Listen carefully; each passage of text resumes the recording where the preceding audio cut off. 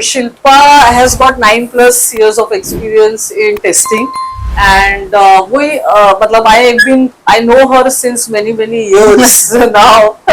So इसलिए हम लोगों ने काफी कुछ क्वेश्चन आर सेशन किया है उसमें.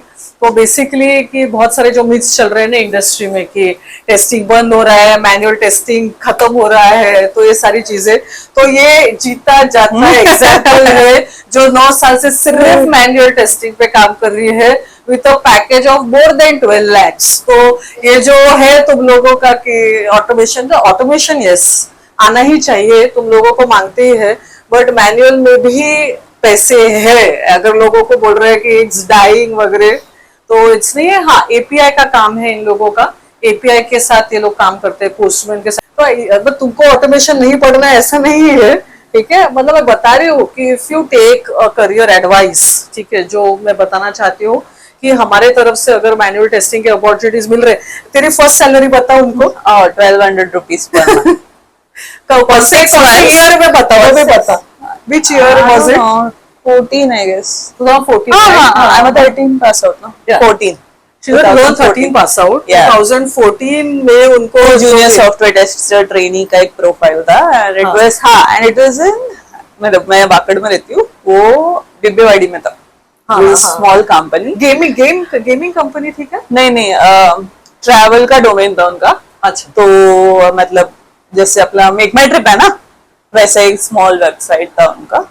So it was 1200 rupees per month, and I got that salary after 6 months of probation.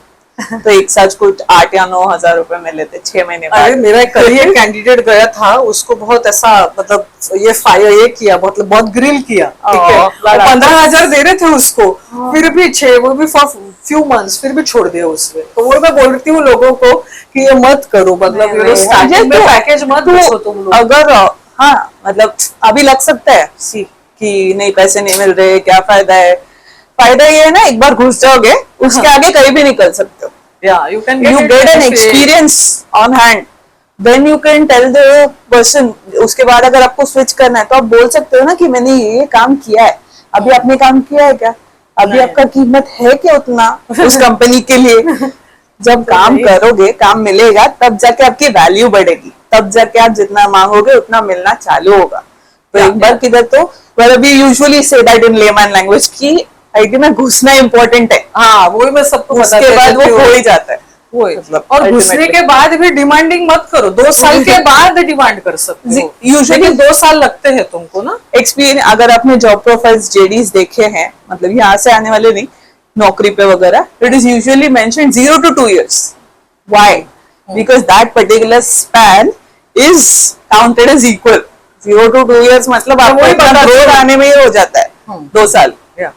2 साल बाद फिर स्विच करो. और मतलब मैं तो इस इंडस्ट्री में ये भी जानती हूँ, हम लोग तो इंडस्ट्री में काफी सालों से है, तो we will not guide you in a very wrong way. और ये तो हम अगर बोल रहे हैं कहीं जाना है इंटरव्यू के लिए, तो तुम्हारे लिए ही बोल रहे हैं, माइंड स्क्रिप्ट्स के लिए नहीं. इंटरव्यू कॉल्स तो हमको आते ही रहते, तब से भी आते हैं, अभी भी आएंगे, आगे भी आएंगे. तो ऐसा नहीं होता है कि कॉल्स नहीं है. जावा में ही कॉल्स है, जावा आना चाहिए. और ये भी है, इसको मैंने पूछा था क्योंकि ये काफी इंटरव्यूज भी लेती है, तो ये भी बोलती है कि काफी लोग फंबल करते हैं इंग्लिश में इंटरव्यू देने के लिए. तुम्हारा पॉइंट है, अगर हिंदी में भी तुम अच्छी तरह से एक्सप्लेन कर लो, ठीक है, तो भी she has given an entry to many freshers. तो ये जरूरी नहीं है. अगर तुमको बहुत लोगों को होता है ना कि I can't speak in English for long, I take time, I तो वो सारी चीजें भी नहीं. अगर तुमको कॉन्सेप्ट पता है, बेसिकली मेरा ये मॉक में इसलिए लेती हूँ कि फंडा अगर क्लियर है, ठीक है, हिंदी में एक्सप्लेन करो या इंग्लिश में, ठीक है, you should be able to give your fundament जो भी है आपके दिमाग में. एग्जाम्पल के साथ बताओ. डेफिनेशन कोई नहीं मांगता इधर, ठीक है. If your fundas are clear. Manual testing का थोड़ा बता दो इनको कि क्या क्या मतलब पूछते हैं फ्रेशर्स को. यूजुअली बेसिक कॉन्सेप्ट्स हम लोग पूछते हैं. जैसे अभी आपका पूरा सिलेबस तो मुझे नहीं पता है, बट फंक्शनल टेस्टिंग हो गया. फंक्शनल टेस्टिंग के अंदर बहुत सारे टाइप्स आते हैं, right. What is the difference between retesting, regression testing, what is the difference between smoke and sanity. Now these are some of the things जो आप लोग खुद ही रेज्यूमे में मेंशन करने वाले हो, क्योंकि अभी तक आपके पास वर्क, आप जो प्रोजेक्ट यहाँ पे करोगे वो प्रोजेक्ट का मेंशन करो.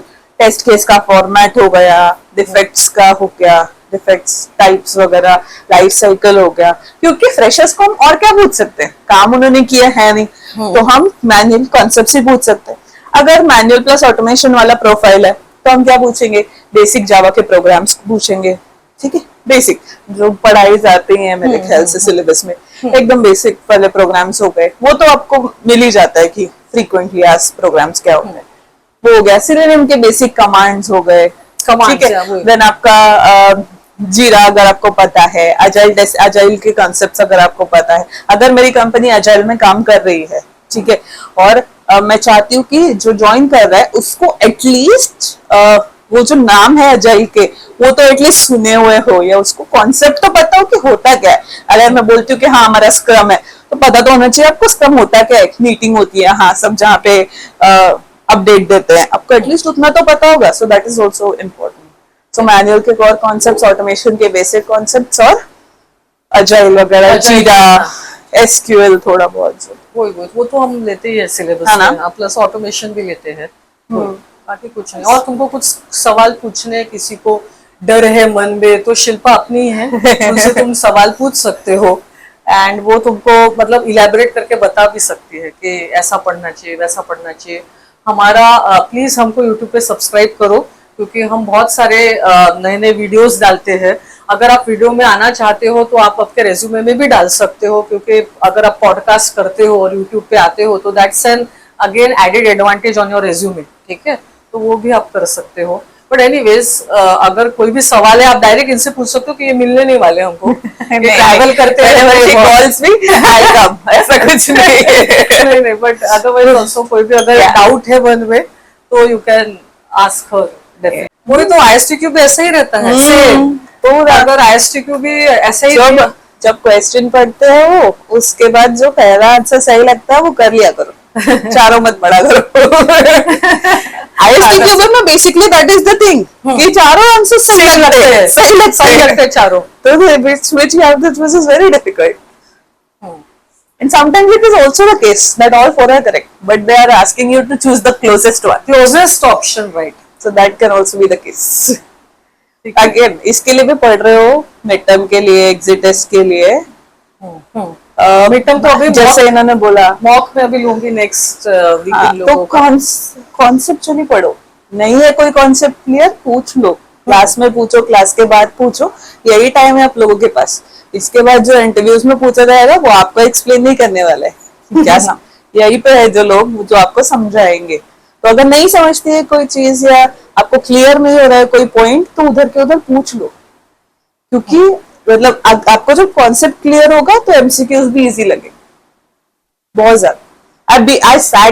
I'm telling you, I sat there, I've done this, ठीक है, I know the fear, I know everything that you're going through, but again it's a process, you're going to get there, just be patient, work hard, it will be okay.